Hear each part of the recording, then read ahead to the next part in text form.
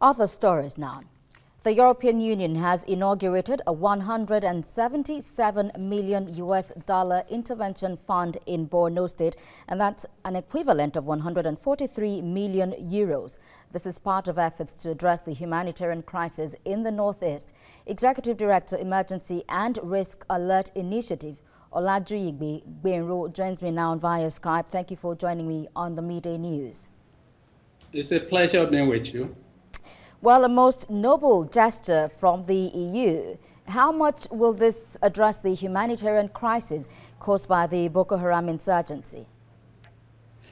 It is not how much it will go. It is the level of concern of EU that we should first review.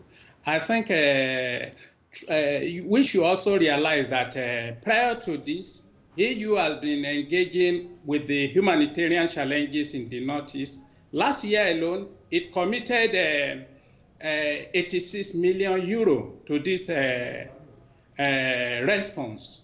But this recent one is to link humanitarian intervention that has been going on, that it has been funding, to development there. Development here means that it shouldn't be just relief response alone, but addressing issues that includes the basic needs of the people there, the issue of their recovery, which include getting them back on their feet, the issue of rehabilitation of infrastructure that has been destroyed.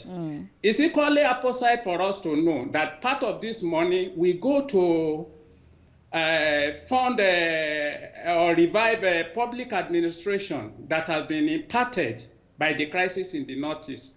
To the extent that the money or the fund is judiciously used, to that extent, the impact will become visible in the lives of those that have been affected by this crisis.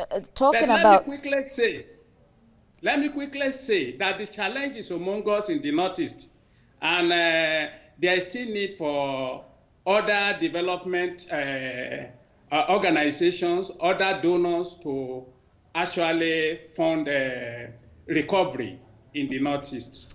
In other words, you're asking for more donors. Gbenro, that's just a joke now. 1 million people stand to benefit from this 9 projects under this intervention scheme. How do you think the Borno state government can ensure its successful implementation?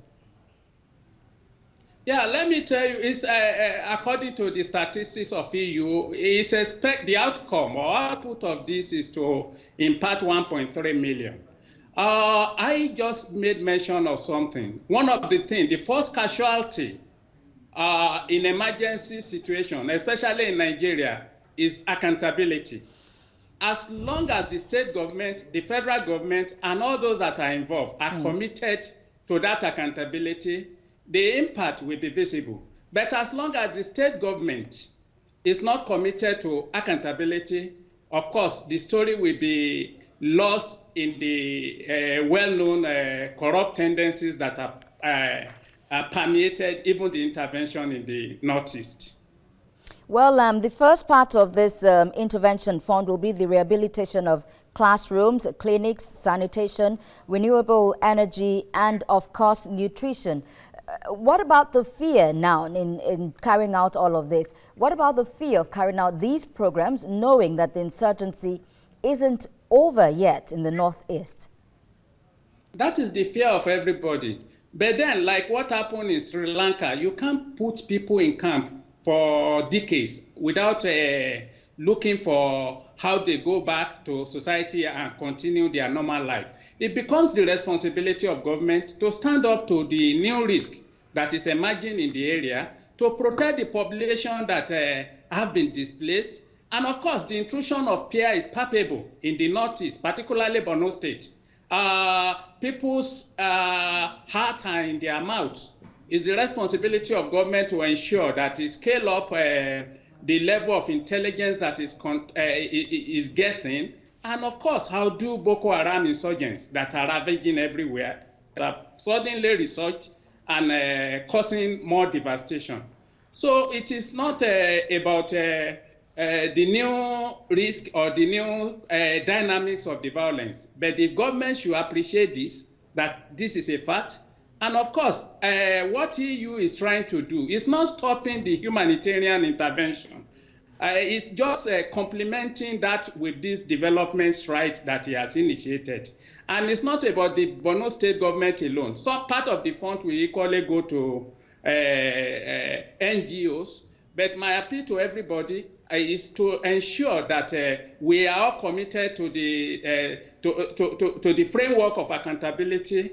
Of course, the framework, I'm not sure is being followed, the one that we have supported in putting in place. But then we need to appeal to them that it's about the people and not about them. Very quickly now, with this fund, should the federal government still borrow the $1 billion it has proposed to borrow from the National Assembly?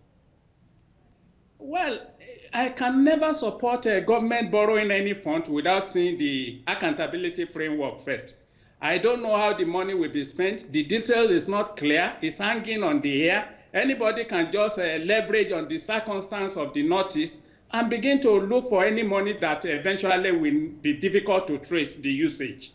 So I'm not supporting the loan until it's clearly explained what particular and specific thing the loan is going to be used to address in the Northeast.